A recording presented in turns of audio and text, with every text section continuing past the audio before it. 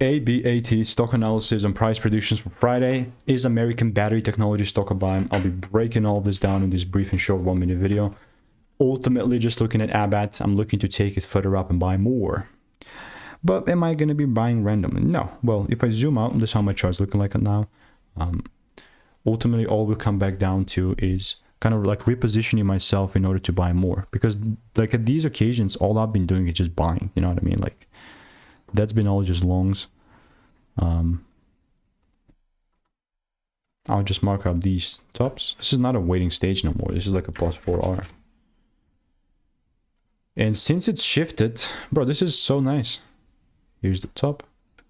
And how things would rather look like for me is, I hope I see a little correction so I can double down by more. If it just starts pumping and pumping and pumping, so be it. You know, I'm not going to run after the trade.